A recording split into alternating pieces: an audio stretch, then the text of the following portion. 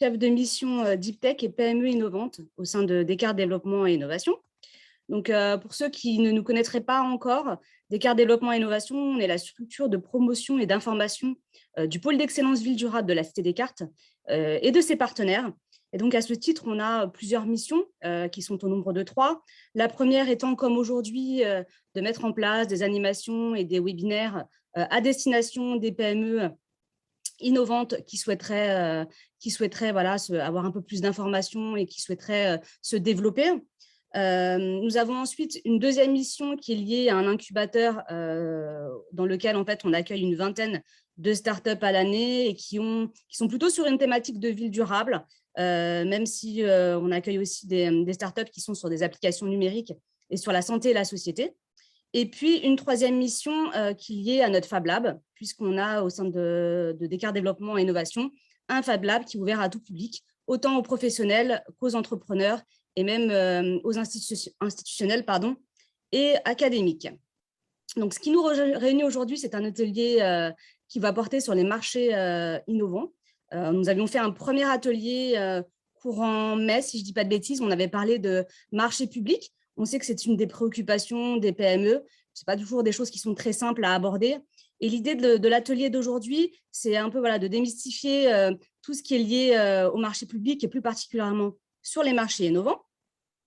Et ceci dans l'objectif voilà, de vous ouvrir les portes, que vous découvriez un petit peu voilà, quels sont les aspects juridiques, des retours d'expérience, de manière très pratico-pratique. Donc, nous allons accueillir aujourd'hui 5 intervenants. Donc, Manel Gadri, qui est directrice des achats au sein de la communauté d'agglomération Paris-Vallée de la Marne. François Curand, qui est juriste au sein du GIP Maximilien. Ensuite, 2 intervenants qui nous viennent du conseil départemental de la Seine-et-Marne, que sont Fabien Albou et Michel Visage, qui sont respectivement directeurs des achats publics et chefs du service achats des travaux et SI au sein du conseil départemental. Et ensuite, Pascal Gaillat, qui est fondateur de Digital Influence Consulting et qui est exploitant de la plateforme Solène, qui est une plateforme qui regroupe en fait qui est une marketplace, des entreprises du numérique françaises. Donc, sans plus attendre, voilà, je vais passer la parole à Manel. Pour information, ce webinaire est enregistré, donc vous pourrez le retrouver sur la chaîne YouTube de Descartes Développement et Innovation. Et les slides seront mis à disposition sur notre site Internet. N'hésitez pas à poser des questions dans le fil de discussion. On les fera remonter. N'hésitez pas non plus à lever la main. L'idée, voilà, c'est bien aussi qu'on puisse partager aujourd'hui et qu'on puisse échanger autour de ces marchés innovants. Donc, sans tarder, Manel, je te laisse la parole. Super, merci beaucoup. Bonjour à tous. Alors, je vais vous partager mon document.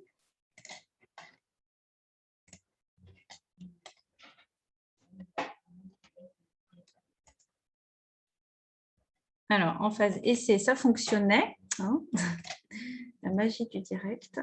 Comment ça se fait? Hop.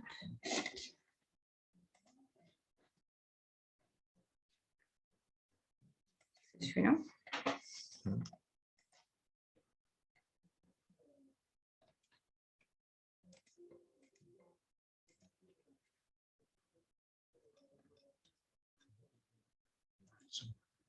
Est-ce que tout le monde voit le PowerPoint? C'est bon? C'est bon. Ouais, ok. Par contre, il n'apparaît pas en diaporama, Manel. Je ne sais pas si c'est… Ouais, parce que c'est un PDF. Ah oui, d'accord. C'est pour ça. Hop. Je vais essayer de réduire…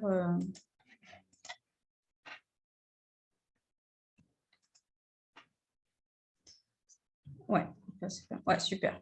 Ok, donc, alors, bonjour à tous. Donc, oui, Manel Gadri, directrice de la commande et des achats publics au sein de la communauté d'agglomération Paris-Vallée de la Marne. Je vais commencer, du coup, mon propos par une présentation rapide de la communauté d'agglomération Paris-Vallée de la Marne pour faire connaissance vis-à-vis des entreprises qui nous ont rejoints. Ensuite, je présenterai du coup le dispositif de l'achat public innovant uniquement sur la partie réglementaire, donc à savoir deux côtés, le point essentiel de la définition de l'achat innovant et le second point, la procédure particulière de passation que prévoit ce dispositif réglementaire, à savoir la procédure négociée. On fera également un petit point sur le maintien ou pas du dispositif, dans la mesure où il va prochainement prendre fin. En tout cas, c'est ce que les textes prévoient pour le moment.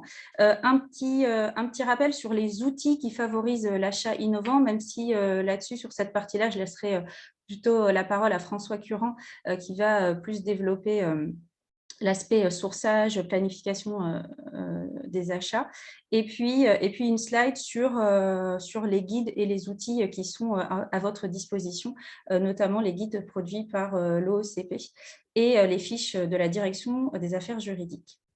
Alors, présentation de la CAPVM. La CAPVM est une récente agglo créée le 1er janvier 2016. Elle fait suite à la fusion de 3 ex-communautés d'agglomération. En quelques chiffres, elle regroupe à peu près un peu plus de 227 000 habitants. Elle est composée de 12 communes. Donc, le territoire va de Courtry à Pont-au-Combo, Roissy, plus au sud. S'agissant de ses compétences, elle intervient en matière de développement économique, d'où notre intervention aujourd'hui. Elle intervient également en termes d'aménagement du territoire. Elle est compétente en matière d'eau et d'assainissement, environnement et cadre de vie, et puis évidemment tout ce qui est équipement culturel et sportif, avec les médiathèques, les conservatoires et les piscines, et un centre nautique au Nautile et un centre aquatique en construction à Champs-sur-Marne. Ensuite, donc là, je ne vais pas développer parce que je ne vais pas avoir beaucoup de temps, vous dire qu'il y a 10 priorités. Je vais faire juste dire un petit zoom sur les Jeux Olympiques de Paris 2024, et puis une intervention aussi active en matière d'offres de soins sur le territoire, donc un accompagnement vis-à-vis des communes, mais aussi des professionnels de santé sur le territoire. Après, s'agissant du tissu économique, on est sur 3 secteurs. Il y a 3 secteurs prédominants sur le territoire, donc le secteur tertiaire, le BTP et l'industrie. Et puis, du coup, j'attire votre attention sur le site internet eco.aglo-pvm.fr, qui est un outil, je pense, important pour les entreprises, dans la mesure où elles ont la possibilité, via cet espace, de suivre toute l'actualité économique et avoir l'agenda que propose en tout cas la CAPVM en la matière. Voilà pour la présentation rapide de la CAPVM. Entrons dans le vif du sujet, à savoir le dispositif réglementaire de l'achat public innovant. Donc, du coup, comme je l'indiquais, c'est un décret du 24 décembre 2018 portant diverses mesures relatives au contrat de la commande publique qui instaure une expérimentation d'une durée de 3 ans. Ce texte, du coup, permet aux acheteurs publics de passer des marchés sans publicité ni mise en concurrence pour des achats innovants. L'achat innovant doit être d'un montant inférieur à 100 000 € hors taxe, et c'est une expérimentation, du coup, qui prendra fin le 25 décembre 2021. S'agissant de la définition, par rapport à ce dispositif, qu'est-ce qu'un achat innovant ? On a la définition en fait dans le Code de la commande publique. On nous dit que sont innovants les travaux, fournitures et services nouveaux ou sensiblement améliorés. Et le caractère innovant peut consister dans la mise en œuvre de nouveaux procédés de production, de construction, d'une nouvelle méthode de commercialisation ou des nouvelles méthodes organisationnelles dans les pratiques, l'organisation du lieu de travail ou les relations extérieures de l'entreprise. Donc, sur ce dispositif réglementaire, cette définition réglementaire, l'ADAGE et l'Observatoire économique de la commande publique sont venus ont apporté un éclaircissement. Donc, le guide pratique nous dit que les innovations ont un caractère, ou doivent en tout cas avoir un caractère opérationnel. Il s'agit d'innovations qui sont déjà disponibles sur le marché et non pas en cours d'élaboration. La direction des affaires juridiques nous dit qu'effectivement, il s'agit d'une définition plutôt large de la notion d'innovation afin de laisser une souplesse d'appréciation aux acheteurs. On a, par exemple, donc là, c'est une liste non exhaustive, donc il peut s'agir d'une innovation technologique, d'une innovation d'organisation ou de commercialisation, donc liée à la numérisation ou à l'interconnexion. Objectif de ce dispositif expérimental, eh bien, c'est booster l'innovation dans le secteur public, simplifier aussi pour les acheteurs le recours à des solutions innovantes via cet allègement de mécanismes habituels de la commande publique, donc l'absence de mise en concurrence et de publicité. Ensuite, c'est également favoriser l'accès à la commande publique aux TPE, PME, et c'est d'ailleurs ce qui ressort du rapport qui a été rendu sur l'expérimentation. Donc, si on reprend les caractéristiques de l'achat innovant au regard de la définition qui est présente dans le code, donc à titre de synthèse, donc on voit qu'il s'agit d'une solution innovante ou d'une solution améliorée. Il n'y a pas d'exigence sur le fait que la fourniture, le service ou les travaux doivent répondre à des besoins qui ne sont pas satisfaits sur le secteur économique. Donc, ça veut dire que l'acquisition d'une solution innovante, elle est possible, même si même s'il existe une solution non innovante sur le marché. Ensuite, un achat peut être qualifié d'innovant, même si le besoin de l'acheteur peut être satisfait par des propositions proposées par plusieurs opérateurs économiques. Donc, l'innovation ne veut pas forcément dire exclusivité. Le code prévoit aussi une typologie d'innovation. Donc, on voit qu'il y a une innovation de produit, une innovation de procédé, une innovation de commercialisation et l'innovation d'organisation. S'agissant du produit, c'est introduire un produit ou un service nouveau ou sensiblement amélioré. Concernant le procédé, c'est la mise en œuvre d'une méthode de production ou de distribution nouvelle sensiblement améliorée. À chaque fois, on a toujours soit l'aspect nouveau, soit le fait que ce soit sensiblement amélioré. Sur la commercialisation, c'est la mise en œuvre d'une méthode de commercialisation qui implique un changement significatif de la conception, du conditionnement, de la promotion et de la tarification. Et puis, sur la méthode organisationnelle, on a les pratiques, l'organisation dans le lieu de travail ou les relations extérieures. Point de vigilance pour les acheteurs et une information à destination des opérateurs économiques. Il faut savoir donc que la production d'un produit personnalisé, mais dont les caractéristiques ne diffèrent pas sensiblement de ceux des produits fabriqués, ça ne constitue pas une innovation. Il faut également faire attention au caractère innovant. Ce caractère s'observe à un instant T. En fait, la solution peut être innovante au moment où on en prend connaissance. 2 ans ou 3 ans plus tard, elle peut ne plus avoir cette définition et ne plus avoir le caractère d'innovant. Adopter également une méthode d'identification du caractère innovant, et là, c'est une recommandation de l'OECP. L'OECP, dans son guide, propose une méthode dite du faisceau d'indices qui est propre à chaque achat. Donc, là, le faisceau d'indices, lui, il est constitué par une série de questions. Vous le retrouverez dans le guide de l'OECP.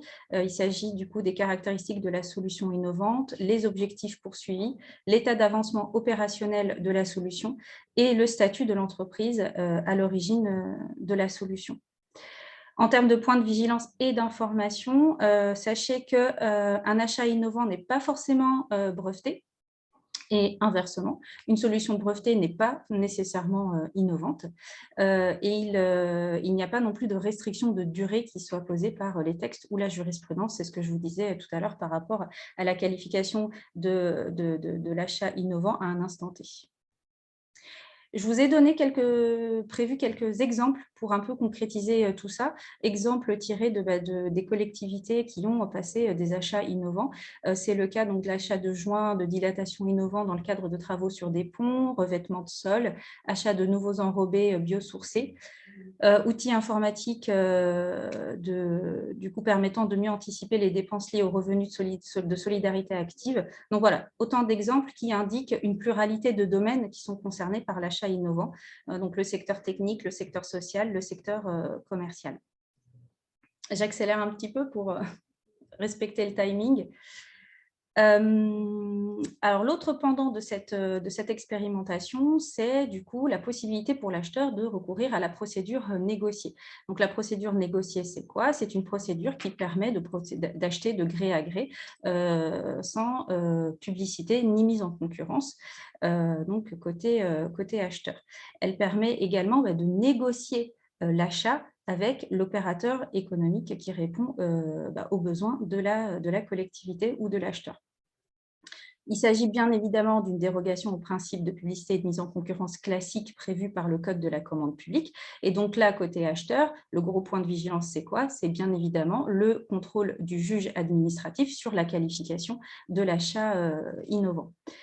Autre point de vigilance, c'est donc le seuil fixé à 100 000 € hors taxe. Donc, il y a la possibilité pour l'acheteur de recourir à la procédure négociée si l'achat est qualifié d'innovant et s'il est d'un montant inférieur à 100 000 € hors taxe. S'agissant des modalités de calcul en fait, du besoin, là, on est sur les dispositions classiques du Code de la commande publique.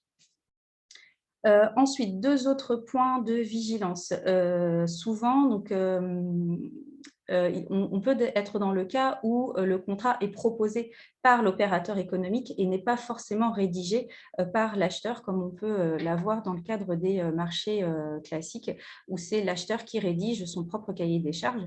Donc là, point d'attention côté acheteur, il faut veiller tout de même à être attentif à certaines clauses, notamment celles qui concernent la propriété intellectuelle, les résultats de l'exploitation et puis les clauses de sortie de contrat. Ce sont des points quand même sur lesquels il faut être vigilant.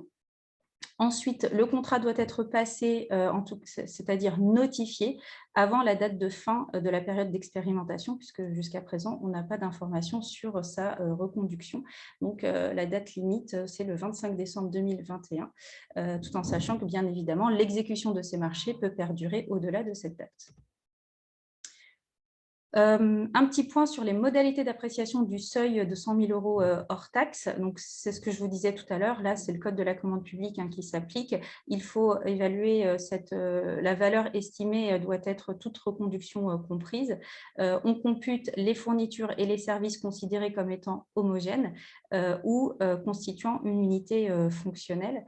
En cas d'allotissement, bien évidemment, il faut computer le montant de tous les lots.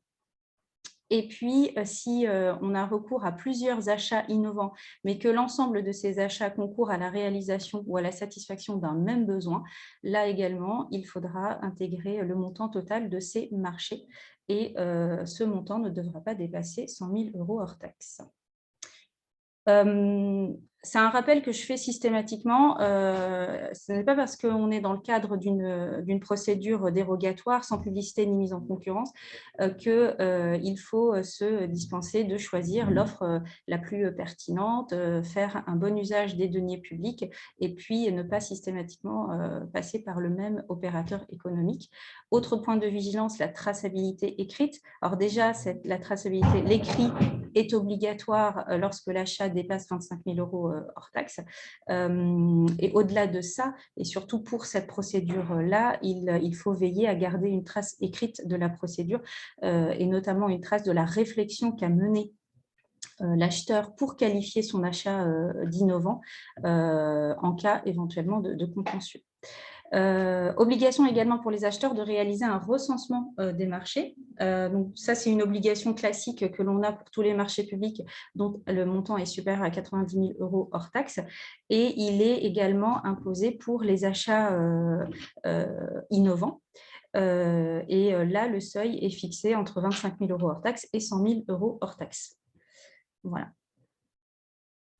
Avantages, inconvénients du dispositif. Après, c'est ma lecture à moi du dispositif. Les aspects positifs, c'est une simplification de la procédure de passation.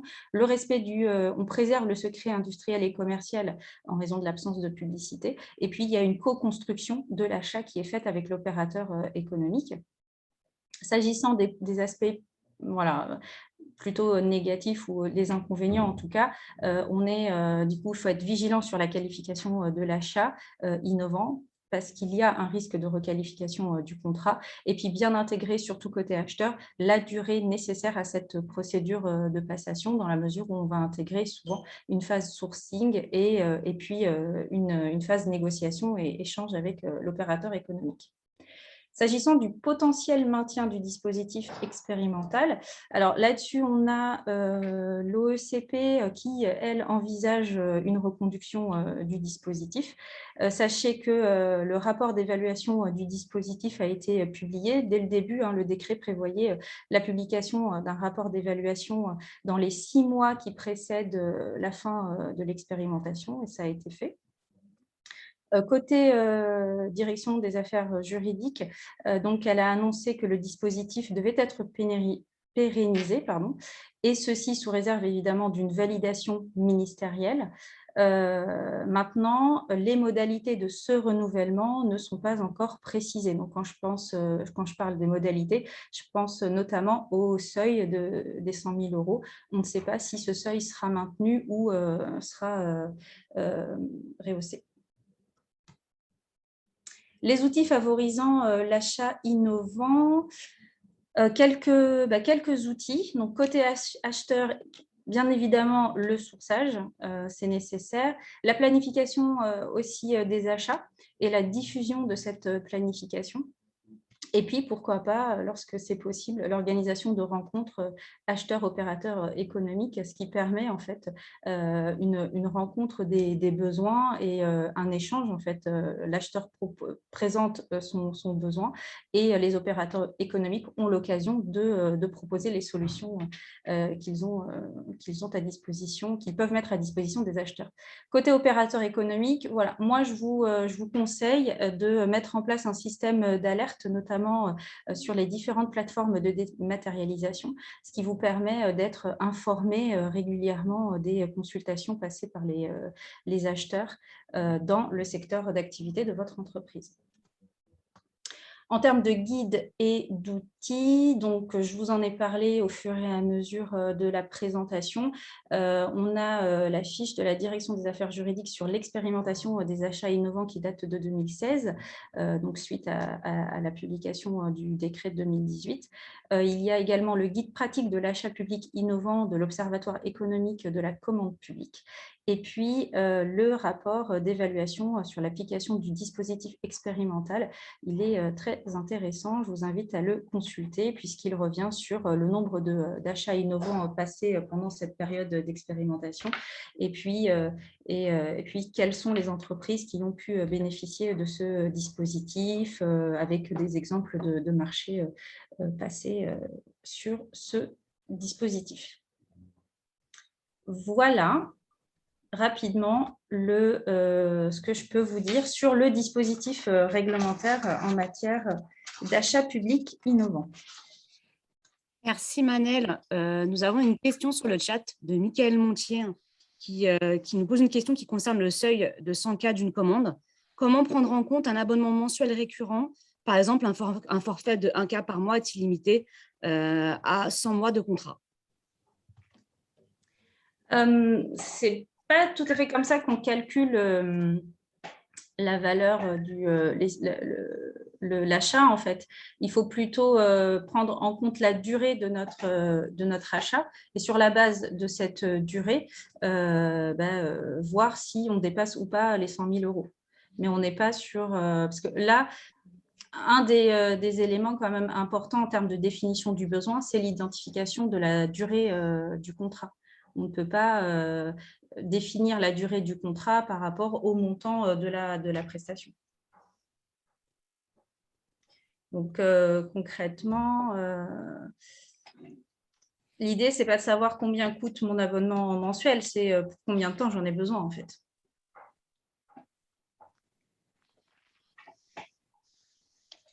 Merci pour la réponse. Est-ce qu'il y a d'autres questions? N'hésitez pas à prendre la parole hein, si besoin. Sinon, on va passer donc à la présentation de François, du GIP Maximilien.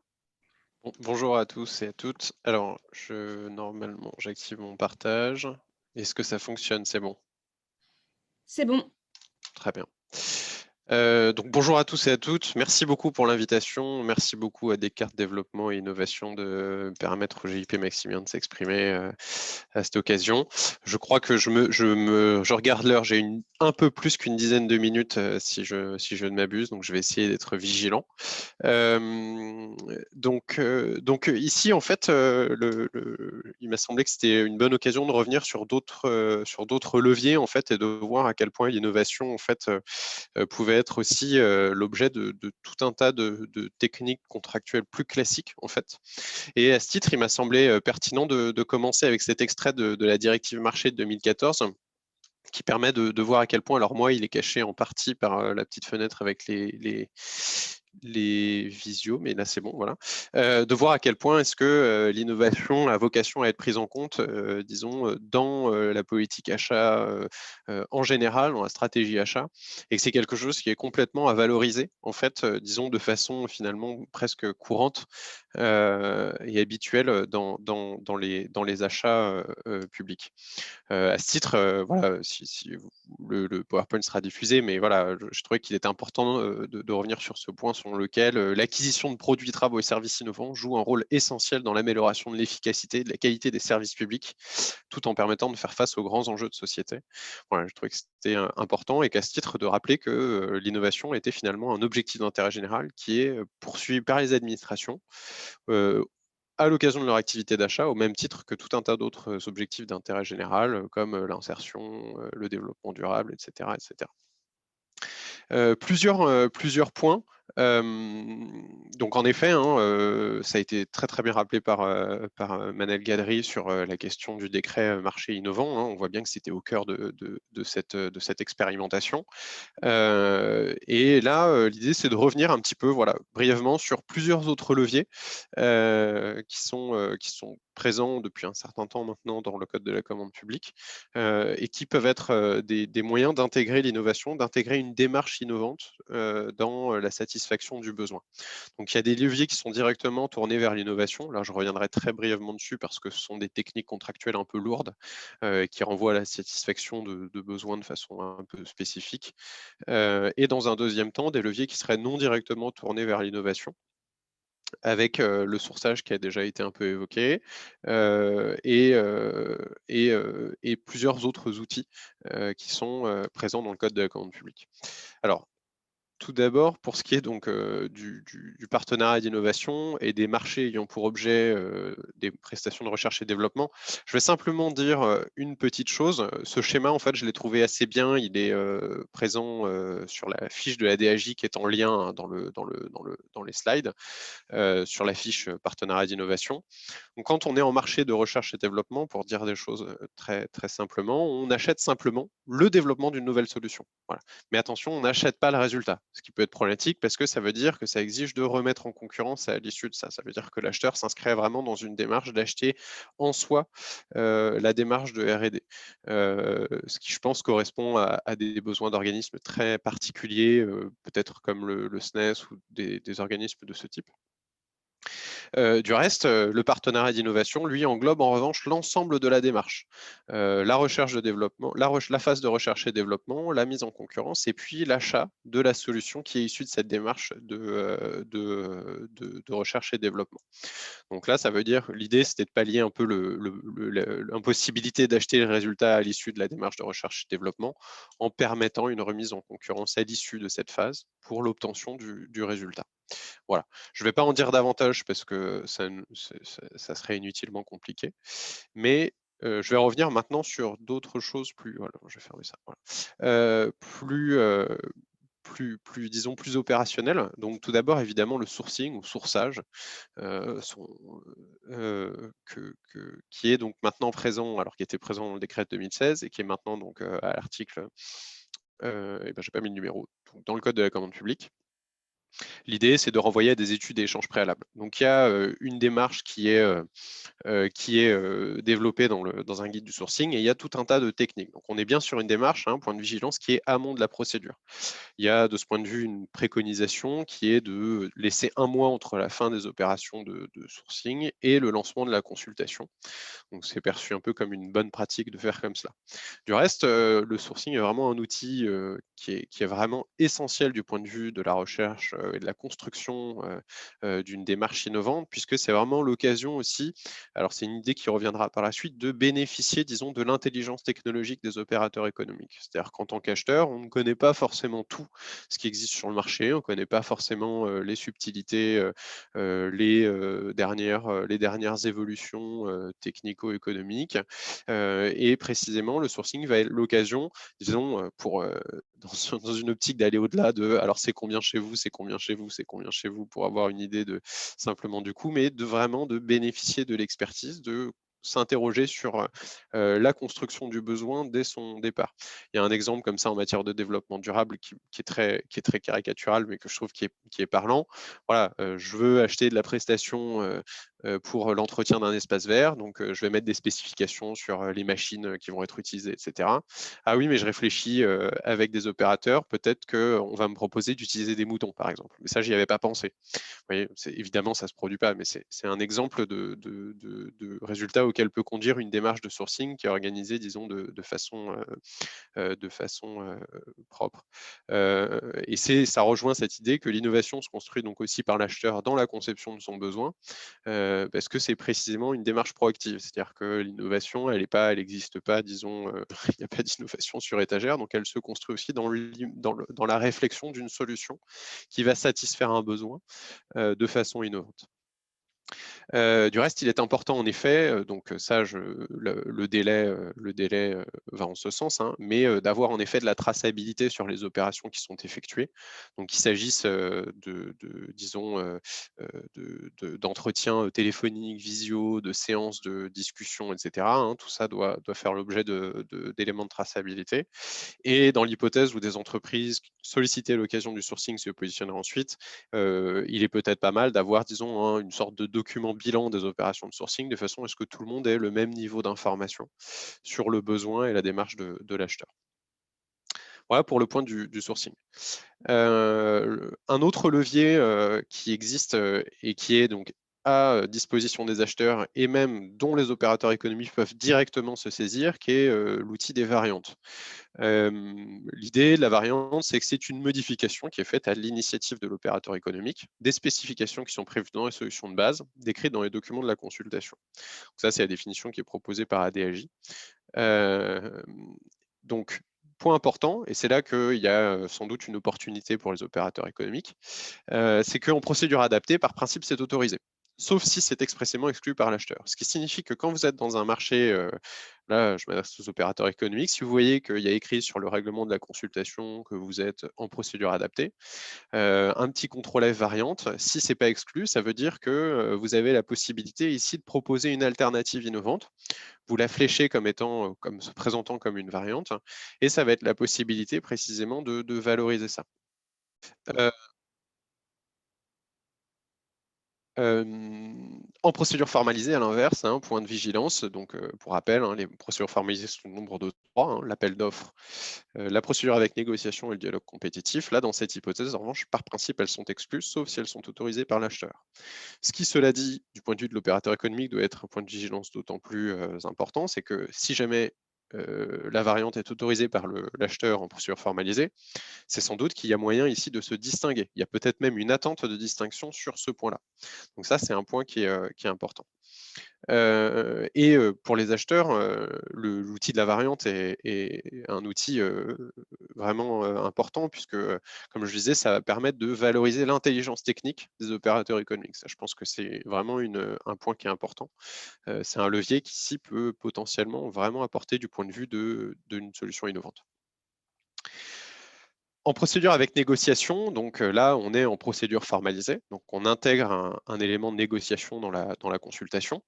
Je ne reviens pas sur la définition de l'innovation qui a été bien explicitée auparavant par Manel. Mais l'idée, c'est qu'en procédure avec négociation, donc là, on est en procédure formalisée, donc ça veut dire qu'on est sur un montant qui est potentiellement important. Eh bien, il y a un premier levier de négociation. Alors, à la différence de l'autre procédure qui intègre la négo, le dialogue compétitif, ici, on va négocier les conditions du marché. Donc, ça peut être précisément une discussion sur les modalités de mise en œuvre, sur l'intégration d'une variante, sur les caractéristiques potentielles d'une variante, sur la combinaison de l'opération avec une tranche optionnelle, par exemple, qui pourrait avoir une fonction innovante. Enfin, voilà. Donc là, on a ici un levier qui potentiellement permet d'intégrer de l'innovation dans l'achat. En dialogue compétitif, là, je dirais, ça va être l'innovation va pouvoir être encore plus challengée en quelque sorte, puisque l'idée, ça va être de définir ou développer des solutions avec les candidats. Donc là, on retrouve hein, ce que je vous disais tout à l'heure, l'idée de bénéficier de l'intelligence technique des entreprises dans la définition des solutions. Et précisément, là, il y a vraiment une opportunité d'innovation assez forte, d'intégrer une démarche innovante assez forte, en valorisant précisément, en valorisant cela dans la construction des dites solutions. Bon, en procédure adaptée, c'est presque si évident que je ne le dis pas. Hein, par principe, voilà, il est possible de négocier si c'est prévu dans les documents de la consultation. Et donc là, la négociation devient d'autant plus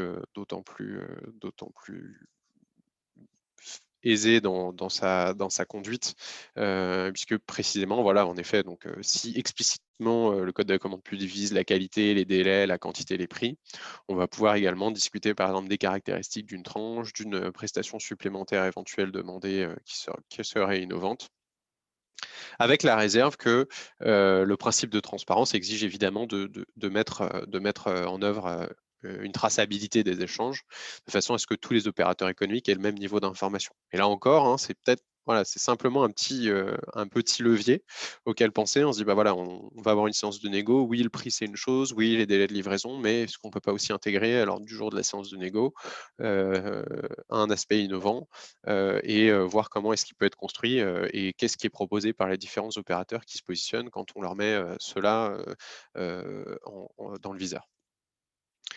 Quelques ressources utiles hein, que vous aurez dans les slides, donc le guide pratique de l'achat innovant, la fiche et le bilan, donc le rapport remis par la DAJ sur l'expérimentation marché innovant, l'extrait du code de la commande publique qui propose une définition de ce que c'est l'innovation.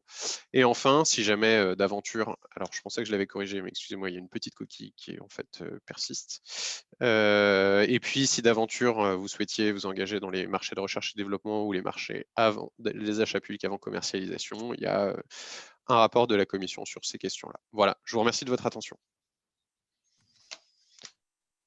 Merci beaucoup, François, pour cette présentation très intéressante.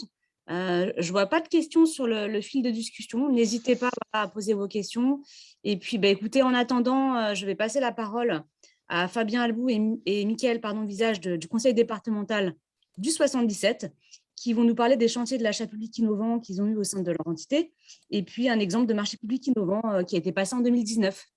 À vous la parole. Bonjour, merci beaucoup. Bonjour à tous. Alors, je vais partager mon écran.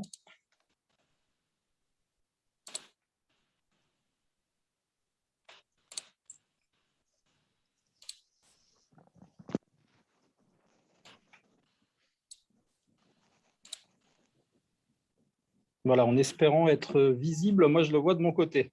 C'est parfait. C'est bon pour vous? Donc, bonjour à tous et puis merci beaucoup donc, pour nous accueillir, département de Seine-et-Marne, pour cet événement. Donc, je me présente, je m'appelle Fabien Albou, je suis le directeur de l'achat public donc, au conseil départemental de Seine-et-Marne. On va faire cette présentation, comme vous l'indiquiez, à deux voix, puisque Mickaël Visage est également présent. Donc, Mickaël est le chef du service achat de travaux et système d'information.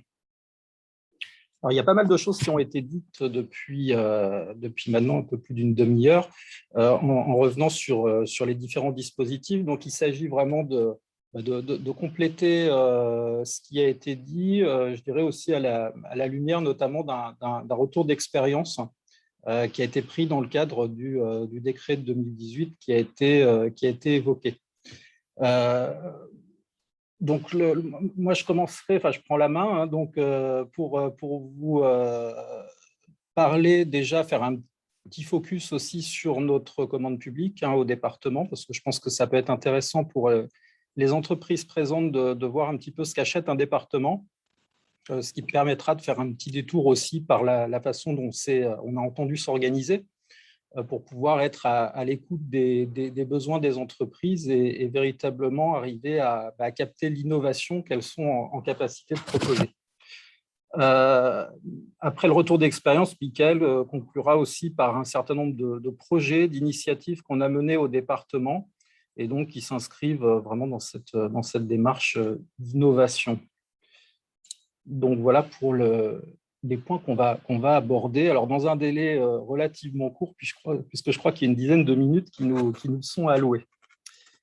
Alors, tout d'abord, pour commencer sur les missions d'un département, le département de Seine-et-Marne a bien évidemment les mêmes missions que tous les autres départements français, mais il a ses spécificités malgré tout.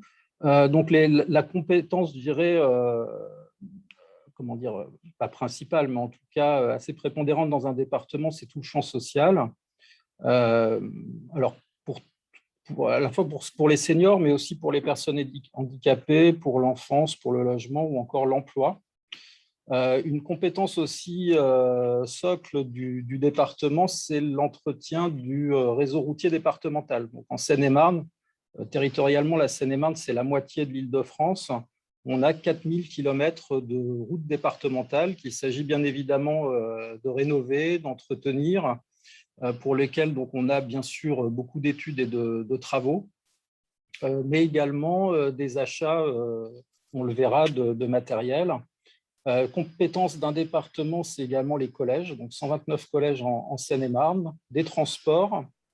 Fabien, excusez-moi, je vous coupe juste 2 minutes, parce qu'on a un problème d'affichage de vos slides. Voilà, le slide principal apparaît coupé, en tout cas de mon côté. Et apparemment, je ne suis pas la seule. Alors, est-ce que vous voyez le diaporama? Non, en fait, on voit votre diapo et je pense qu'on voit la diapo précédente. Donc,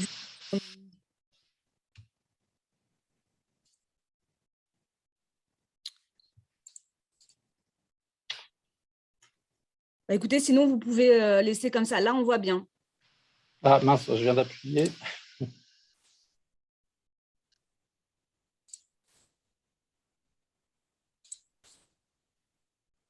Alors là, est-ce que vous voyez le diaporama?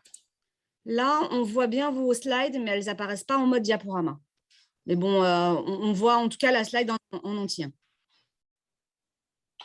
Et là, on voit toujours, en fait, on voit votre en mode, c'est en mode vidéo, je pense, et on voit la diapositive suivante.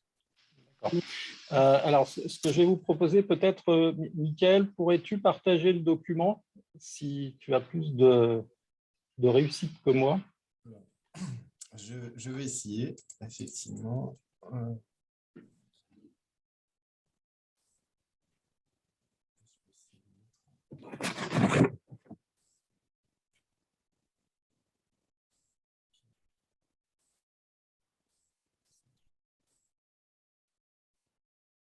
Je pense que ça fait...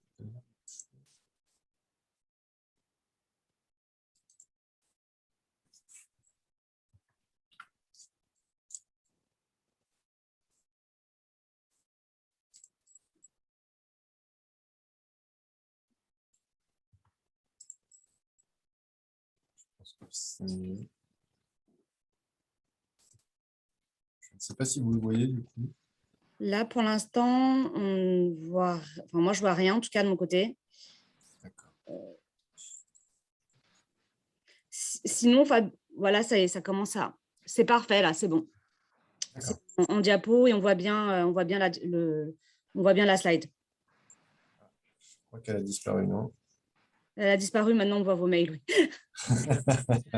Du coup, Désolé. sinon, Fabien, on peut… Je vais la récupérer, je vais la récupérer. Désolé. Décidément.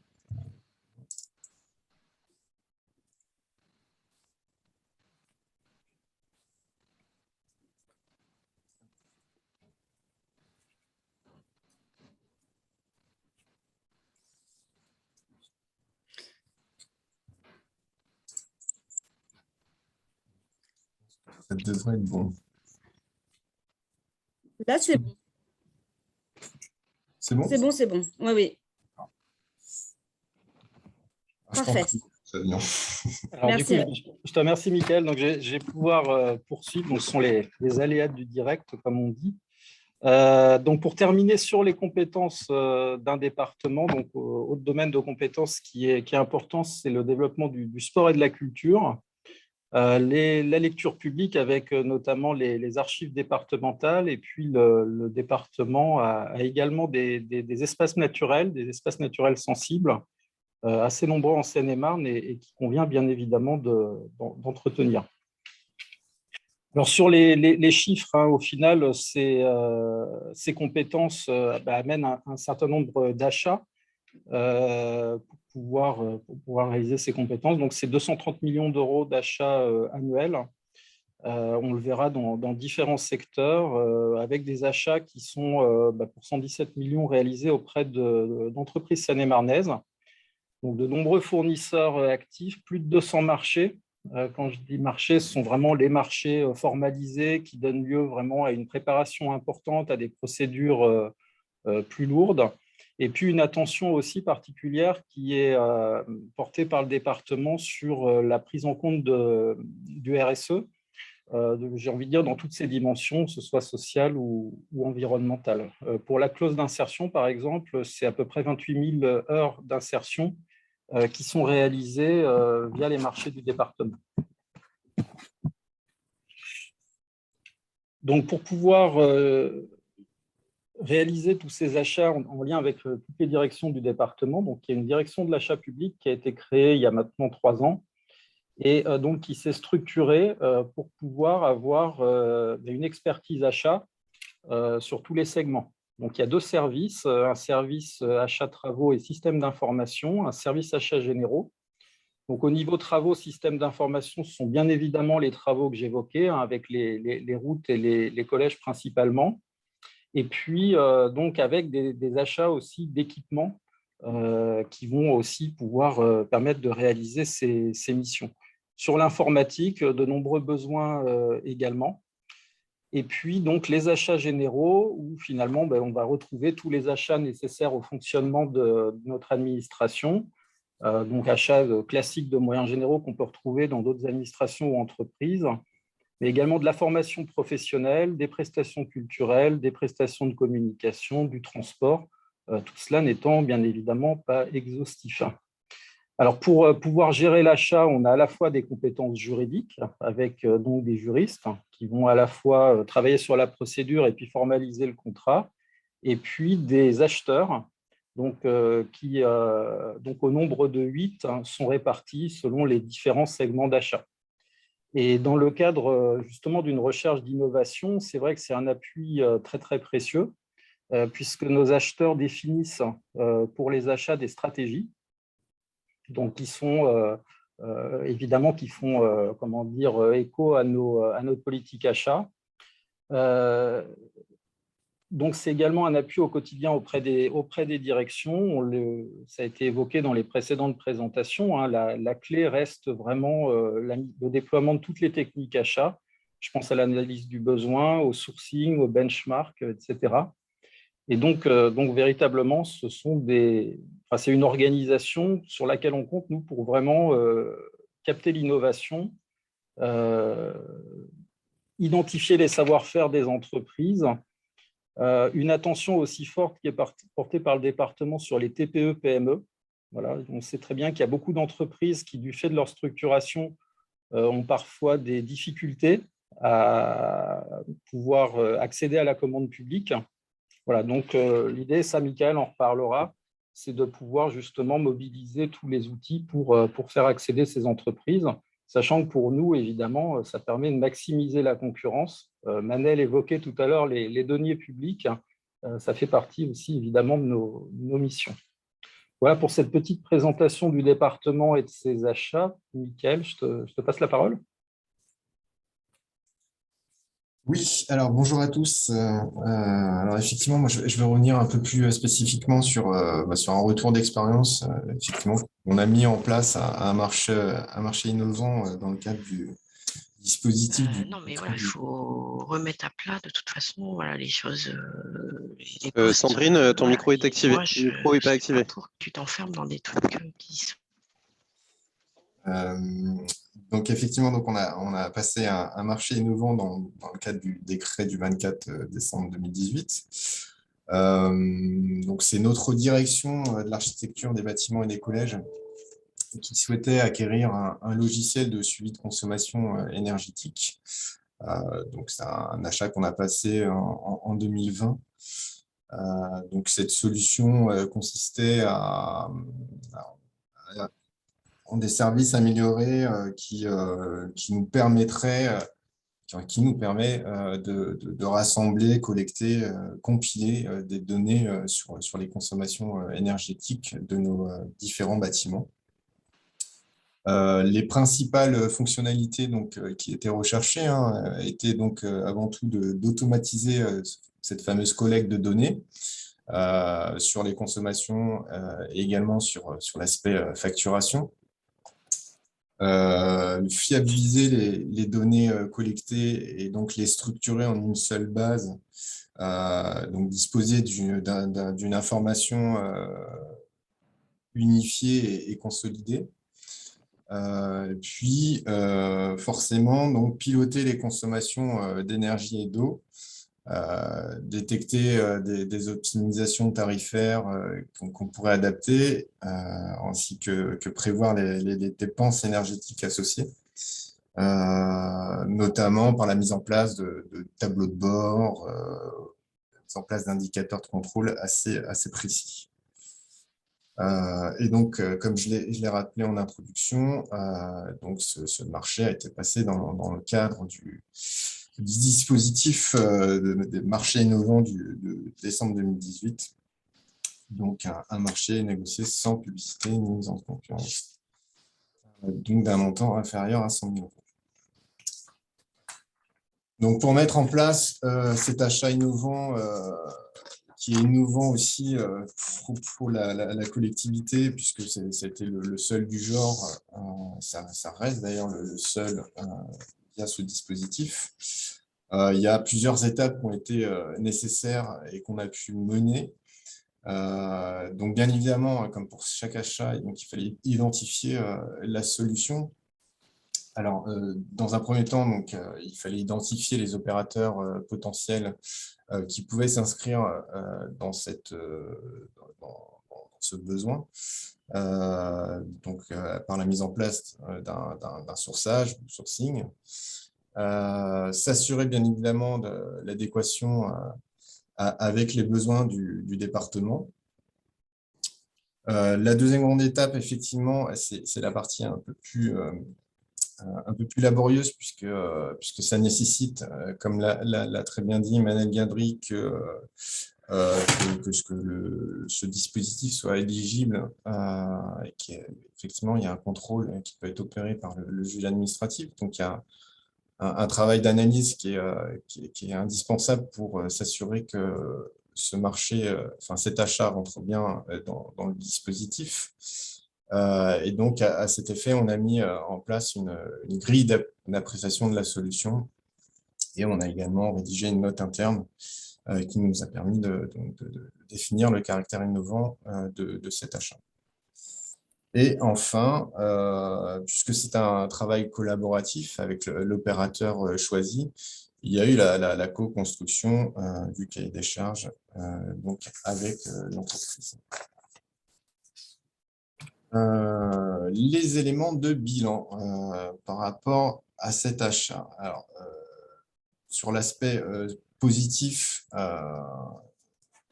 on peut dire qu'effectivement que la réponse était forcément adaptée et plutôt une réponse efficace aux attentes et aux besoins du département, puisqu'on est presque sur du sur-mesure. En revanche, c'est contrebalancé par, le temps assez important qu'il a fallu consacrer pour justement définir et vérifier le caractère innovant de l'achat et également la mise en adéquation des conditions générales de vente de l'opérateur par rapport justement à l'aspect réglementaire des marchés de la collectivité, et notamment eu égard au Code de la commande publique et des clauses administratives générales applicables. Et donc, enfin, donc, sur les perspectives ou les projets à venir, donc, au sein du département, qu'on tente de toute façon de perdurer.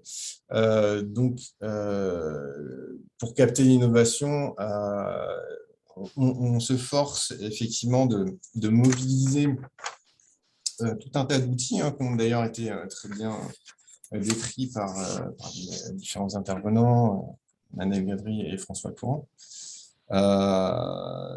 Donc, il y a effectivement le recours aux variantes, on ne va pas revenir dessus, les actions de benchmark par engrenage et de sourçage.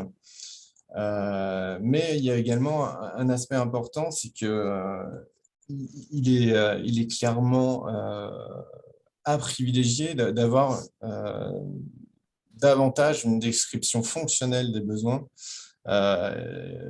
Voilà, c'est plutôt que d'avoir des cahiers des charges assez restrictifs à trop prescriptifs qui tendent du coup à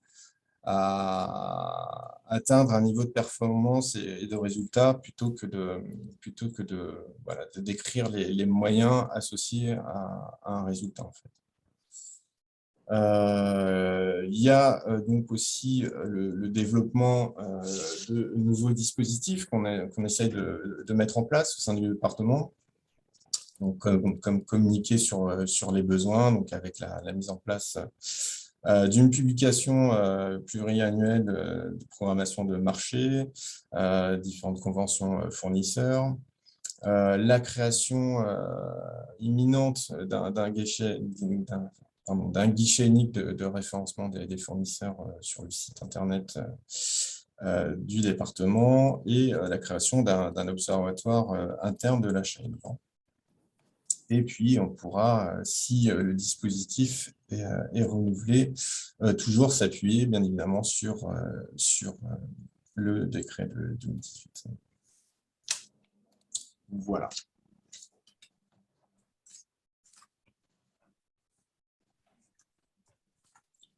Merci pour vos présentations. Donc, je ne vois toujours pas de questions dans le chat. Ça veut dire que c'est très, très clair et, pour tout le monde. Donc, je vous propose de continuer. Et puis, voilà, s'il y a des questions à ce moment-là, on les abordera à la fin de ce webinaire. Donc, je vais passer la parole à Pascal Gaïa, qui est donc fondateur de Digital Influence Consulting et qui est exploitant de la plateforme Solène, qui va nous expliquer. Pascal, je vous passe la parole. Alors, voilà. Bonjour à tous et j'espère que... Oui. On ne vous entend pas très bien, par contre. Pardon? On ne vous entend pas très bien.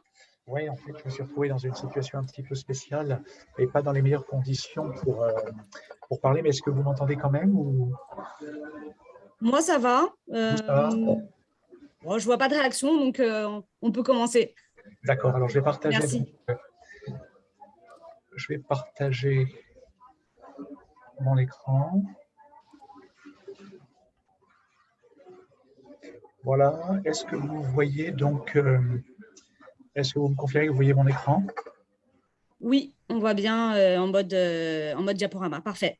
D'accord, ok, oui, je l'ai mis en mode diaporama. Donc, merci de me donner l'occasion de m'exprimer autour de Solane.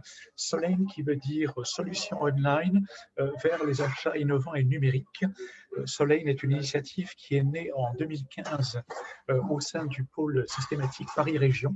Elle a été cofinancée par la région Île-de-France, par la Directe, le FEDER et Systématique, et puis ensuite par la DGE en 2017, avec un objectif précis qui est de rassembler dans une solution de sourcing des entreprises du monde numérique, logiciel, innovation, infrastructure et également équipement, puisqu'on va jusqu'au hardware, d'origine française. Donc le principe est finalement de mettre en avant cette ressource numérique que l'on a en France, à la fois dans des entreprises qui peuvent avoir plus de 20 ans. Hein. On a des exemples d'entreprises françaises qui ont aujourd'hui dans le numérique plus de 20 ans. Un exemple avec l'hébergement avec OVH par exemple. Et puis ensuite des entreprises un peu plus récentes, start-up, plus orientées innovation, mais qui ont aujourd'hui une visibilité qui n'est pas toujours optimale, et notamment auprès de la clientèle institutionnelle ou publique. Donc globalement, ce sont des PME et des ETI françaises qui peuvent présenter leurs solutions à des acheteurs du monde public et privé, puisqu'à l'origine, la logique était plutôt dirigée vers les acheteurs publics. Alors, Solane aujourd'hui, c'est une plateforme qui réunit 250 entreprises du numérique de France, qui en cumulé représente 500 solutions pour équiper les organisations de toute taille, et elle est véritablement dans son fondement une plateforme de sourcing, donc une solution dématérialisée pour identifier des solutions en fonction des besoins et des stratégies qu'on peut avoir. Et pour rebondir un petit peu sur ce que j'ai pu voir tout à l'heure dans ce que vous présentiez, donc dans la logique des rencontres, autour de Solane, il y a un écosystème qui permet à des acheteurs et à des fournisseurs de solutions de se rencontrer au cours d'événements très orientés sourcing et très pragmatiques sur les besoins notamment exprimés pour que les présentations, les solutions soient présentées de manière la plus efficace possible. Chaque année, on édite deux mappings qui représentent l'ensemble des thématiques. Il y a 13 thématiques fondamentales autour des besoins qui sont assumés, atteints par ces entreprises, et à chaque fois entre 10 et 40 représentants de la chaîne de valeur pour chacun des besoins en question. Donc, ce mapping en fait est mis à la disposition du marché et est également diffusé sous la forme d'un PDF avec lien cliquable sur l'ensemble des logos que vous voyez. Et il y a une visibilité au sein d'événements également et au sein de rencontres plus orientées, on va dire, Made in France numérique. Le principe fondamental de la plateforme, par contre, c'est vraiment, comme je disais tout à l'heure, une logique de sourcing. C'est un moteur de recherche qui est en fait fermé. Il est en socle technique avec la solution Silex France, qui est une solution française de dématérialisation du sourcing, et on l'actionne en tant qu'utilisateur comme un moteur de recherche pour chercher à la fois des solutions par des expressions de besoins en texte libre, soit sous la forme de mots-clés de tag, soit sous la forme de localisation des entreprises, et éventuellement sur la partie raison sociale et information légale, puisque Silex fait remonter pour chacune des entreprises référencées toutes les informations légales, tout ce qui provient de l'open data public, et qui notamment va faire remonter les informations data.gouv sur les marchés et les appels d'offres publics qu'ont remporté les entreprises en question. Donc, le principe, c'est dans une plateforme unique, finalement, d'adjoindre, d'associer l'information légale importante pour les profils acheteurs et l'information métier, technique, plutôt donc à destination des départements qui sont à l'origine des projets. Et donc, l'intérêt de la démarche, c'est que c'est pour ça que je parlais de moteur de recherche, c'est que des contenus cohérents soient indexés pour qu'on puisse répondre à des requêtes très spécifiques d'utilisateurs qui seraient plus techniques. Donc, c'est une bonne réunion finalement entre les deux types de besoins qui sont sollicités, les deux types d'intervenants qui sont sollicités dans les logiques de marché. Alors, les présentations sont assez textuelles pour le coup, puisqu'il faut alimenter le moteur de recherche. Donc, chacune des entreprises a un profil information légale et un profil information ajoutée qui correspond donc à des présentations des différentes solutions, une sorte de catalogage par entreprise, et ensuite des références clients qui sont souvent assez documentées aussi pour dire quels cas d'usage ont déjà été développés, déployés par les entreprises en question. Et ces informations-là sont alimentées en permanence, sont actualisées par les différents acteurs. Je vous parlais tout à l'heure de la solution Silex, qui est la plateforme, qui est le socle technique de la démarche, qui a déjà donc pour clients le secteur public, notamment la direction des achats de l'État et la région Île-de-France aussi, et le secteur privé essentiellement avec des grands comptes. Je ne vais pas m'étaler très longtemps sur ceci, mais le principe est en fait que cette plateforme est en accès gratuit quand on souhaite être totalement autonome dans sa logique d'achat. Ce n'est pas une plateforme qui est accessible publiquement. Online, il faut avoir donc un accès invité pour pouvoir l'utiliser. C'est un outil professionnel. Et ensuite, on offre la possibilité aux utilisateurs de se faire accompagner, si elles le souhaitent, par donc un format qui permet de faire de la recherche déléguée ou du sourcing délégué dans le contexte, par exemple, d'une expression de besoin assez précise. L'idée étant toujours, le plus rapidement possible, de fournir une liste d'entreprises qui soit cohérente par rapport à un besoin exprimé. Et je vous parlais tout à l'heure de la logique événementielle. Donc, on organise des rencontres. Pendant la période qu'on a connue ces derniers mois, il y avait des rencontres online qui étaient faites toujours dans le contexte de la mise en avant de solutions sur des problématiques actuelles et saillantes. Donc là, on a l'exemple type d'un événement qu'on a fait pour la cybersécurité des établissements de santé le 14 avril dernier. On avait rassemblé une vingtaine de personnes, essentiellement d'ailleurs de centres hospitaliers ou de groupements hospitaliers, qui cherchaient des solutions spécifiques dans le contexte de la montée en puissance des cyberattaques dans le domaine hospitalier qu'on a pu connaître ces derniers mois. C'est une activité donc, qui se développe de plus en plus aujourd'hui, y compris en présentiel. Voilà, c'est ce que je voulais vous présenter globalement sur la plateforme Solane, qui est aujourd'hui en fait le seul regroupement, on va dire, d'entreprises made in France, on va dire, du numérique, à disposition des acteurs publics et privés du numérique également.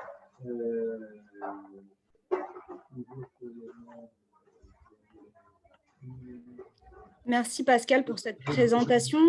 Je vous rends l'écran. Merci.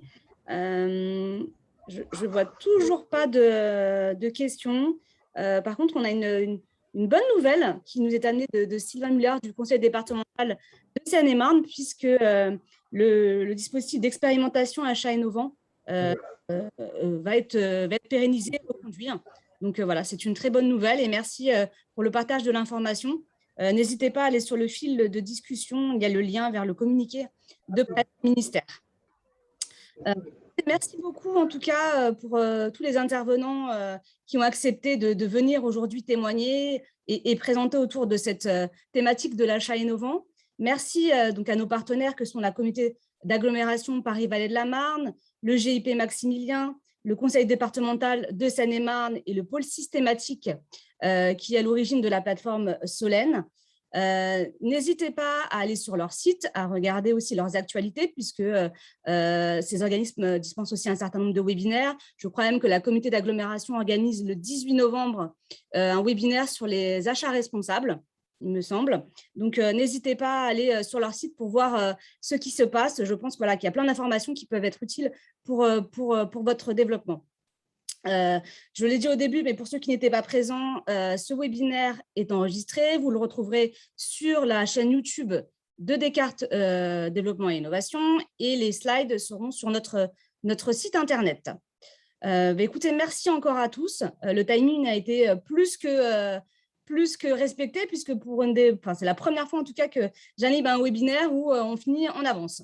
Donc, je vous souhaite en tout cas un bon appétit. Merci à tous et je vous dis à bientôt. Au revoir. Merci, au revoir Nathalie.